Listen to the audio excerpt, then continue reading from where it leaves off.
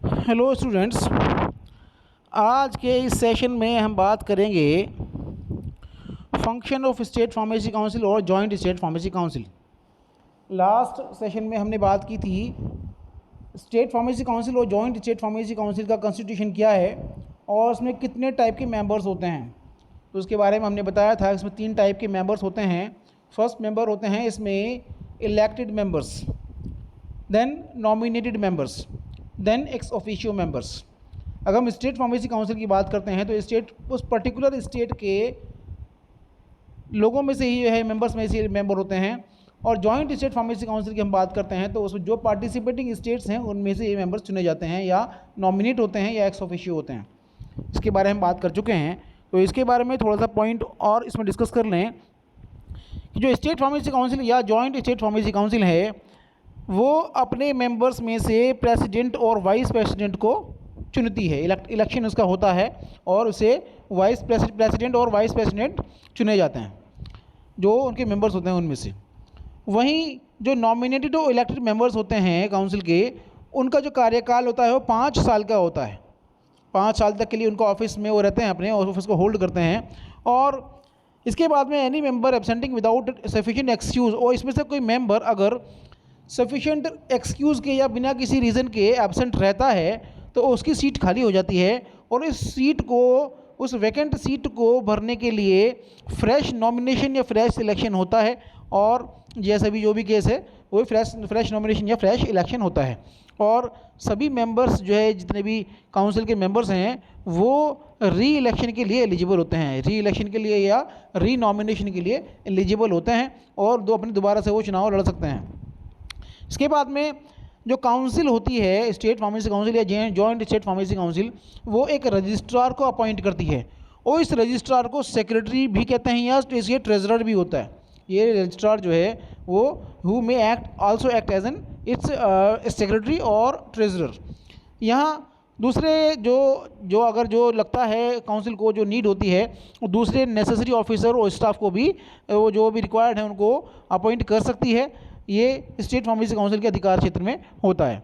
यहीं हम देखें तो state council is also required to constitute an executive committee similar to that to the central council. वही state council भी एक एग्जीक्यूटिव कमिटी को बनाती है जैसे कि सेंट्रल काउंसिल या फार्मेसी काउंसिल ऑफ इंडिया में होता है। और तो it should furnish necessary information and annual report to the state government and to the pharmacy council of India. और जो भी नेसेसरी इन्फॉर्मेशन होती हैं, जो ज़रूरी इन्फॉर्मेशन होती हैं, वो जो एनुअल रिपोर्ट है वो स्टेट गवर्नमेंट को या फार्मेसी काउंसिल इंडिया को, फार्मेसी काउंसिल ऑफ इंडिया को ये जो है ये देते हैं इसकी इन्फॉर्मेशंस। तो ये स्टेट फार्मेसी काउंसिल और जॉइंट स्टेट फार्मेसी काउंसिल का कॉन्स्टिट्यूशन वगैरह सब हुआ। वहाँ हम देखें कि अब जो स्टेट फार्मेसी काउंसिल है और या जॉइंट स्टेट फार्मेसी काउंसिल है, इनके फंक्शन क्या क्या हैं, क्या फंक्शंस हैं, क्या फंक्शन प्ले करेंगी। तो ये सबसे पहले हम देखें कि सबसे पहला जो फंक्शन इसका होता है वो है इंस्पेक्शन। जो स्टेट काउंसिल है ये सबसे पहले क्या करेगी, इंस्पेक्शन करेगी। मैंने आपको बताया था कि जो फार्मेसी जो है ये एक फार्मेसी एक्ट के तहत जो है मेडिसिन का सेल परचेज़ वगैरह या एजुकेशन रेगुलेशन वगैरह सब कंट्रोलिंग एक सिस्टम है। तो यहाँ ये स्टेट काउंसिल एक इंस्पेक्टर्स को अपॉइंट करती है। तो स्टेट फार्मेसी काउंसिल और जॉइंट स्टेट फार्मेसी काउंसिल्स ये स्टेट गवर्नमेंट की परमिशन से ये इंस्पेक्टर्स को अपॉइंट करते हैं। जिनके पास प्रेस्क्राइब्ड क्वालिफिकेशन होती है उन इंस्पेक्टर्स को रखा जाता है। और वो इंस्पेक्टर्स का जो काम क्या होता है, आप देखें कि फर्स्ट नंबर यहाँ देखें कि inspect any premises where drugs are compounded और डिस्पेंस्ड। जहाँ पे ड्रग्स का कंपाउंडिंग होती है या ड्रग डिस्पेंस की जाती हैं, या किसी भी वो ऐसी बिल्डिंग की, मेडिकल स्टोर हुआ, कोई भी ऐसी बिल्डिंग जहाँ पे ड्रग्स का सेल परचेज़ वगैरह होता है या कंपाउंडिंग होती है, डिस्पेंसिंग होती है, उन जगहों पर जा करके वो उसको इंस्पेक्शन कर सकते हैं, उनकी जांच कर सकते हैं। दूसरा फंक्शन क्या है कि कोई भी पर्सन जो है कंपाउंडिंग या डिस्पेंसिंग के बिजनेस में एंगेज्ड है, उनका ये जांच कर सकते हैं, उनकी इंक्वायरी कर सकते हैं, उनके रजिस्ट्रेशन के बारे में पूछ सकते हैं। उस पर्सन के रजिस्ट्रेशन के बारे में उससे पूछा जा सकता है, उसकी इंक्वायरी की जा सकती है। थर्ड इसमें है investigate any complaint made in writing regarding the contravention of the act. अगर इस एक्ट के अगेंस्ट कोई जो है उल्लंघन की कंप्लेंट मिलती है इस स्टेट काउंसिल को, तो ये काउंसिल जो है उसको इन्वेस्टिगेट उसको कर सकते हैं। नेक्स्ट इसमें देखें कि institute prosecution under the direction of executive committee of the state. अगर कोई इंस्टीट्यूट प्रोसिक्यूशन है तो जो स्टेट की एग्जीक्यूटिव कमेटी है उसकी डायरेक्शन में उसको जो है वो जांच सकते हैं। देन और इसमें exercise such other powers as may deemed necessary in the, मतलब ये हुआ कि जो भी पावर इसको दी गई हैं उस पावर के अकॉर्डिंग जो भी लगता है कि वो नेसेसरी जो है जांच करना, कहीं पे कहीं जाना, इंस्पेक्शन करना, वो सब ये काम इन पावर को यूज़ करते हुए कर सकती हैं। तो ये स्टेट फार्मेसी काउंसिल और जॉइंट स्टेट फार्मेसी काउंसिल का पहला फंक्शन हुआ इंस्पेक्शन। अब दूसरा फंक्शन क्या है? दूसरा फंक्शन है इसमें मेंटेनेंस ऑफ फर्स्ट और subsequent register, first and subsequent register of the pharmacist. अब यहाँ आपको चेक पता होना ज़रूरी है कि फर्स्ट रजिस्टर क्या होता है, सब्सिक्वेंट रजिस्टर क्या होता है, क्योंकि जब हम फार्मेसी कोर्स करते हैं, बी फार्म या डी फार्म करते हैं, तो हमें क्या करना होता है कि इन रजिस्टर्स में अपना नाम दर्ज कराना होता है, तभी जाके रजिस्ट्रेशन होता है, तभी जाके आप फार्मेसी प्रोफेशन को प्रैक्टिस कर पाते हैं। तो यहाँ देखें कि the pharmacy act 1948 provides for the registration of pharmacist in all states of India. और इंडिया में जितने भी स्टेट्स हैं उन सभी स्टेट्स में फार्मासिस्ट का रजिस्ट्रेशन होता है, जो कि फार्मेसी एक्ट 1948 के तहत होता है। और यहाँ पे हम देखें कि द फर्स्ट रजिस्टर, ये देखें first register of the pharmacist in state required to be prepared by state government. अब ये स्टेट गवर्नमेंट क्या करती है, इस फर्स्ट रजिस्टर को प्रिपेयर करती है, बनाती है। और फर्स्ट रजिस्टर को बनाने के बाद में जैसे ही इस स्टेट में फार्मेसी काउंसिल ऑफ इंडिया का जो कॉन्स्टिट्यूशन हो जाता है, जब इस स्टेट की स्टेट फार्मेसी काउंसिल अलग बन जाती है, तो इन रजिस्टर्स को मेंटेन करने का काम, इस फर्स्ट रजिस्टर और सब्सिक्वेंट रजिस्टर को मेंटेन करने का काम या इसकी जो रिस्पॉन्सिबिलिटी होती है वो इन स्टेट काउंसिल की होती है। अब यहाँ पे क्या है कि स्टेट गवर्नमेंट ने क्या किया कि रजिस्टर को बना दिया, और लेकिन इनको मेंटेन करने का काम जो है ये स्टेट फार्मेसी काउंसिल का होता है। अब यहाँ हम देखें कि state councils are before the end of June of each year, मतलब जून से के ख़त्म होने से पहले और करीब 31 मार्च तक जो है उस ईयर में, तो करीब 12 महीने का जितना भी सम टोटल अमाउंट होता है जो कि फ़ीस वगैरह से रिलीज़ होता है, उसका 1/4 जो है ये state pharmacy council of India central council को पे करती है। तो ये काम होता है maintenance of first and subsequent register. अब यहाँ एक चीज़ और देख लें कि जो रजिस्टर है फार्मासिस्ट का, जो फार्मासिस्ट का रजिस्टर बनता है उसमें कौन कौन सी इन्फॉर्मेशन फार्मासिस्ट की दर्ज होती हैं, कौन कौन सी फार्मेसी इन्फॉर्मेशन लिखी जाती हैं। तो यहाँ देखें सबसे पहले full name and residential address of the registered person, जो रजिस्ट्रेशन जिसका होता है पर्सन का, उसका पूरा नाम, उसका रेजिडेंशियल एड्रेस, उसका घर का एड्रेस। दूसरा जो इसका date of his first entry in the register में उसकी फर्स्ट एंट्री की डेट और उसकी क्वालिफिकेशन और उसका प्रोफेशनल एड्रेस, और अगर कोई एम्प्लॉयड है पर्सन तो उसका प्रोफेशनल एड्रेस और एम्प्लॉयर का नाम, और जो भी इंफॉर्मेशन जो नेसेसरी है वो सारी इंफॉर्मेशन इस रजिस्टर में दर्ज की जाती हैं। तो इसको आप देखें। आगे हम चलते हैं फर्स्ट रजिस्टर। अब फर्स्ट रजिस्टर क्या चीज़ है इसको आप देख लें कि for the purpose of preparing first resistor the state government constitute A registration tribunal. यहाँ इसको देखें, जो फर्स्ट रजिस्टर को बनाने के लिए जो स्टेट गवर्नमेंट है एक रजिस्ट्रेशन ट्रिब्यूनल बनाती है। अब ये रजिस्ट्रेशन ट्रिब्यूनल में 3 पर्सन होते हैं, जो 3 मेंबर उसमें होते हैं, और एक रजिस्ट्रार होता है, और जो रजिस्ट्रार होता है वो इस ट्रिब्यूनल का सेक्रेटरी भी होता है। अब जो है स्टेट गवर्नमेंट उसके बाद में then appoints a date before which all applications for the registration accompanied by the prescribed fee should reach the registration tribunal. अब स्टेट गवर्नमेंट क्या करती है कि एक डेट रखती है, और उस डेट से पहले जितने भी एप्लीकेशंस रजिस्ट्रेशन के लिए आए होते हैं वो उनको जो और एक प्रिस्क्राइब्ड फ़ी रखी जाती है, उस फीस के साथ में इस रजिस्ट्रेशन ट्रिब्यूनल के पास सामने जाते हैं। अब ये जो ट्रिब्यूनल है, जो रजिस्ट्रेशन ट्रिब्यूनल है, जो 3 पर्सन इसमें हैं और एक रजिस्ट्रार है, ये ट्रिब्यूनल इन एप्लीकेशंस को जांच करता है, रिसीव करता है इनको, फिर इसको जो है एक इसकी इनकी जांच करता है। जांच करने के बाद में अगर ये सेटिस्फाई होता है और उसकी क्वालिफिकेशन से वगैरह से, तो इन एप्लीकेंट्स का नाम जो है इस रजिस्टर में एंटर कर देता है फर्स्ट रजिस्टर में। तो ये हुआ। इसके बाद हम देखें कि फर्स्ट रजिस्टर में एंटर करने के लिए जो है क्या क्या क्वालिफ़िकेशन होनी चाहिए, इसको भी एक बार देख लें। क्या है इसमें? सबसे पहली चीज़ तो है जो पर्सन जिसका रजिस्ट्रेशन होना है उसकी जो एज है वो 18 साल होनी चाहिए, 18 ईयर्स होनी चाहिए। और दूसरा जो प्रेस्क्राइब्ड फ़ी है, इसको फ़ी को उसको पे किया होना चाहिए। और तीसरी चीज़ क्या है इसमें कि जिस स्टेट में वो रजिस्ट्रेशन करा रहा है या तो उस स्टेट का रेजिडेंट हो और या उस स्टेट में उसका बिजनेस हो, या उसका रेजिडेंट हो या उसमें उस स्टेट में रहता हो, डोमिसाइल हो उसका, और या उसका उस स्टेट में उसका बिजनेस हो। और उसके बाद में नेक्स्ट इसमें है उसके पास ये निम्न प्रकार की क्वालिफ़िकेशन होनी चाहिए, फॉलोइंग क्वालिफ़िकेशन होनी चाहिए। कौन कौन सी? एक तो डिग्री या डिप्लोमा इन फार्मेसी होना चाहिए उसके पास, डिग्री और डिप्लोमा इन फार्मेसी और फार्मास्यूटिकल केमिस्ट्री, और chemist and druggist diploma in an Indian university, वो कभी पहले हुआ करता था तो, और स्टेट गवर्नमेंट और possess any other qualification granted outside India which is recognized as adequate for registration। या तो इस पर्सन के पास में डिग्री फार्मेसी की या डिप्लोमा होना चाहिए फार्मेसी का या फार्मास्यूटिकल केमिस्ट्री में, या केमिस्ट और ड्रगिस्ट का डिप्लोमा होना चाहिए किसी भी इंडियन यूनिवर्सिटी का और स्टेट गवर्नमेंट का। और अगर किसी इंडिया से बाहर से उसने क्वालिफिकेशन लेकर ली है तो वो जो है एक रिकॉग्नाइज होनी चाहिए इंडियन गवर्नमेंट से जो है और रजिस्ट्रेशन के लिए। उसके बाद में दूसरी क्वालिफ़िकेशन क्या होनी चाहिए इसमें?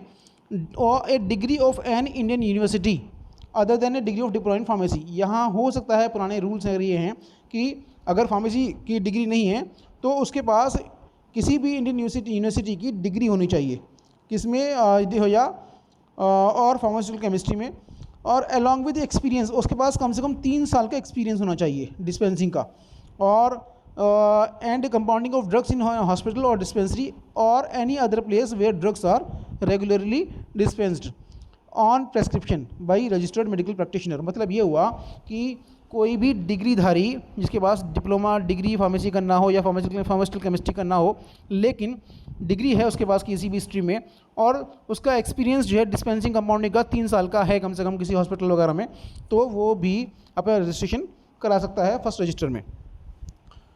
देन उसके बाद हम देखें थर्ड इसमें should have pass examination recognized by the state government as adequate for compounders and dispensers.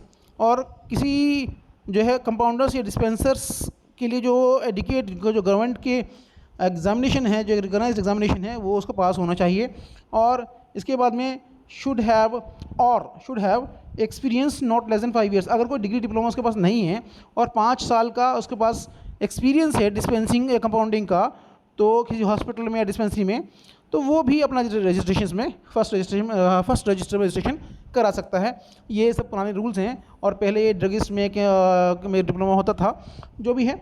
अब इसमें ये क्वालिफ़िकेशन है, ये क्वालिफ़िकेशन होने के बाद अगर 18 साल की एज हो पहले इसमें, और मैंने आपको बताया कि एक बार और देख लें कि 18 साल की उम्र हो उसकी, और उसके पास की प्रेस्क्राइब फ़ी उसके जमा होनी चाहिए, और उस स्टेट का वो डोमिसाइल भी हो उसका, और उसके पास ये डिग्री डिप्लोमा की क्वालिफ़िकेशन हो या जो मैंने क्वालिफ़िकेशन बताई वो क्वालिफ़िकेशंस हों। उसके बाद में इसका नाम फर्स्ट रजिस्टर में एंटर हो सकता है। अब यहाँ देखें कि the first register may be publish as directed by the state government. अब जो है फर्स्ट रजिस्टर को जब से जैसे ही स्टेट गवर्नमेंट डायरेक्ट करती है, निर्देश देती है, वैसे ही फर्स्ट रजिस्टर जो पब्लिश होता है। Any person who is dissatisfies with the decision of the tribunal has a right to appeal to the authority appointed by the government in this behalf within 60 days of publication of the register। Register के publish होने के बाद अगर कोई person इसके tribunal के decision से, फैसले से सेटिस्फाइड नहीं होता है तो वो 60 दिन के अंदर, 2 महीने के अंदर जो है वो अपील कर सकता है, इसमें अपील कर सकता है। और इसके बाद अपील करने के बाद में स्टेट गवर्नमेंट उसको देखेगी, जांचेगी, और जो है स्टेट गवर्नमेंट का जो भी डिसीज़न होगा वो फाइनल होगा। और upon the constitution of state council the register is handed to the और इसके बाद में जो स्टेट गवर्नमेंट, मैंने बताया आपको, फर्स्ट रजिस्टर बनाती है, और इसके बाद जो उस स्टेट की काउंसिल बनने के बाद में ये स्टेट गवर्नमेंट जो है इस रजिस्टर को स्टेट फार्मेसी काउंसिल को हैंड ओवर कर देती है। तो ये आपका हुआ जो है फर्स्ट रजिस्टर।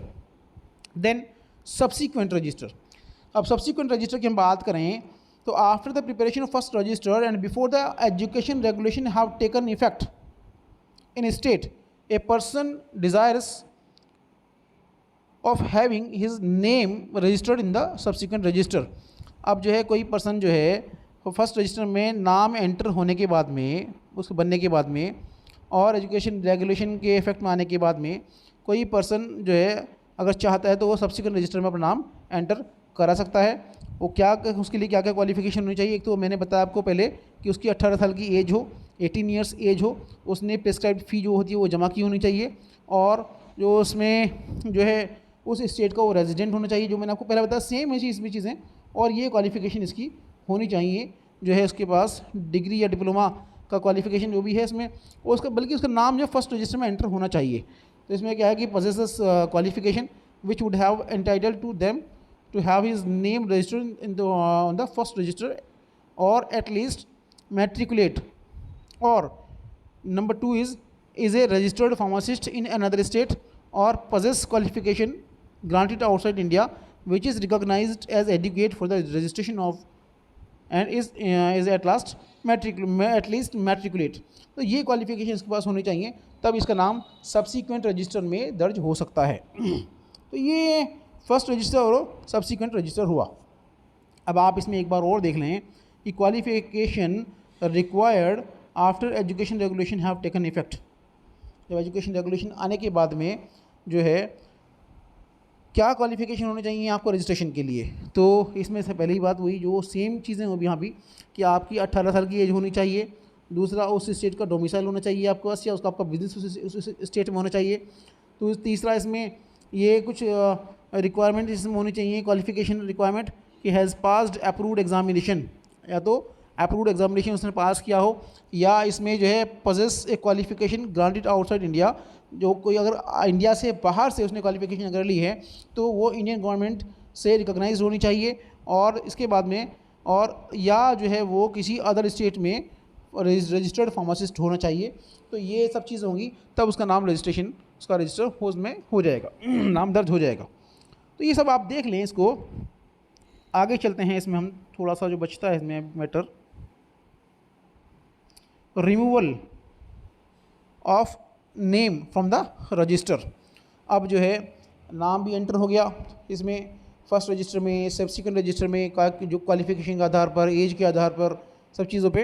अब कौन सी कंडीशन ऐसी हैं कि अगर आप ये करेंगे तो उसमें से आपका नाम जो है रजिस्टर में से रिमूव भी हो सकता है, आपका रजिस्ट्रेशन कैंसिल भी हो सकता है। तो इसमें क्या क्या हो सकता है इसमें कि the name of A registered pharmacist may be removed from the register on the following grounds. कुछ कंडीशन ऐसी हैं कि जिसकी वजह से किसी भी रजिस्टर्ड फार्मासिस्ट का नाम वो रजिस्टर से हट सकता है, रिमूव हो सकता है, उसका रजिस्ट्रेशन कैंसिल हो सकता है। क्या क्या है ये? If his name has been entered into register by error, अगर गलती से उसका नाम रजिस्टर में एंटर हो गया है, या मिस रिप्रेजेंटेशन की वजह से हो गया है, या सेपरेशन ऑफ द फैक्ट्स, या उसने कोई तथ्य छुपाए हैं, उसके आधार पर उसका रजिस्ट्रेशन अगर हो गया है तो इसी जांच होने के बाद में इनका नाम जो है रजिस्टर से रिमूव किया जा सकता है। Number 2, if he has been convicted on an offence in any professional respect which is in the opinion of the executive committee rendered him unfit to be on the register of pharmacist। अगर executive committee देखती है और वो जो registered pharmacist है उसने कोई ऐसा अपराध या ऐसा ऑफेंस किया है जिससे कि एग्जीक्यूटिव कमेटी को लगता है कि इसका नाम रजिस्टर में दर्ज होने के लायक नहीं है, तो यहाँ रजिस्टर से ना उसका नाम वहाँ से रिमूव किया जा सकता है। Third, if a person employed under him in connection with any business of pharmacy has been convicted of any offence or has been found guilty of any infamous conduct, अगर कोई पर्सन जो pharmacy profession में काम कर रहा है वो किसी ऑफेंस का कन्विक्टेड है, किसी इनफेमस कंडक्ट में वो पाया गया है, पकड़ा गया है, और या जो है वो if he himself was a registered pharmacist, his name would have been removed. अगर वो रजिस्टर्ड फार्मासिस्ट है और इनसे ये काम उसमें हो चुके हैं तो उसका नाम जो है फर्स्ट रजिस्टर से रिमूव किया जा सकता है। तो यहाँ हम देखें कि name of person can only be removed from the register by an order of executive committee. अब जो है जो नाम किसी पर्सन का रिमूव होगा वो एग्जीक्यूटिव कमेटी के निर्देश पर ही होगा, उसके ऑर्डर पे ही होगा। जो स्टेट फार्मेसी की एग्जीक्यूटिव कमेटी होती है वही नाम निकलवा सकती है, और after it has made necessary inquiries and given reasonable opportunity to the person concern to explain his conduct. अगर किसी पर और जिस पर्सन का नाम निकाला जा रहा है रजिस्टर से, उसको भी चांस दिया जाता है कि वो अपने को एक्सप्लेन कर सके। और एक्सप्लेन करने के बाद में हम देखते हैं इसमें कि जो पर्सन जो aggrieved by the order of for removal of his name from the register में appeal within 30 days from the communication to him of confirmation of the order by the state council. तो अगर जिसका नाम निकाला जा रहा है वो 30 दिन के अंदर जो है कंफर्मेशन के बाद में वो अपील भी कर सकता है। तो ऐसा नहीं, इसमें चांस भी दिया जाता है। तो ये आप देख लें। इसके बाद में और इसके नाम को रिस्टोर भी किया जा सकता है, इसको आप देख लें। लास्ट में हम चलते हैं इसको, अब हम इसको लास्ट में ख़त्म करेंगे इसको, आज सब्जेक्ट इस टॉपिक को। ऑफेंस एंड पेनल्टीज़ क्या क्या हैं, क्या क्या ऑफेंसेस हैं, क्या क्या कौन कौन से जो एक्शंस हैं वो ऑफेंस की कैटेगरी में आएंगे और उसके अगेंस्ट पेनल्टीज़ क्या होंगी। तो सबसे पहले इसमें देखें कि falsely claiming to be a registered pharmacist. अगर कोई पर्सन रजिस्टर्ड फार्मासिस्ट नहीं है और अपने आप को रजिस्टर्ड फार्मासिस्ट कहता है तो ऐसे पर्सन के लिए 500 रुपये का फ़ाइन है। 500 रुपये का फ़ाइन है फर्स्ट कन्विक्शन पे। पहली बार पकड़ा जाता है तो उस पर 500 रुपये का फ़ाइन है, और अगर वो दूसरी बार पकड़ा जाता है तो उसके ऊपर 1000 रुपये का फ़ाइन है, 1000 रुपये का फ़ाइन है, और imprisonment for up to 6 months on second और सब्सिक्वेंट कन्विक्शन।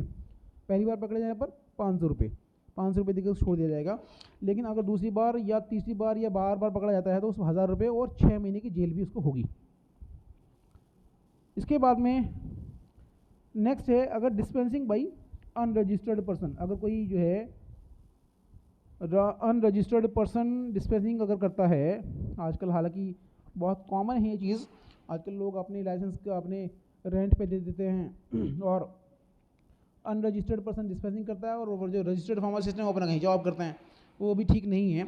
तो अगर ऐसे केस में अगर कोई अनरजिस्टर्ड पर्सन जो है डिस्पेंसिंग करता है तो इस केस में dispensing by unregistered person is punishable an offence, एक जो है दंडनीय अपराध है, और इसमें 6 महीने की जेल हो सकती है और 1000 रुपये का जुर्माना हो सकता है, या दोनों हो सकते हैं, 6 महीने की जेल और 1000 रुपये का जुर्माना, ये सब इसमें हो सकता है।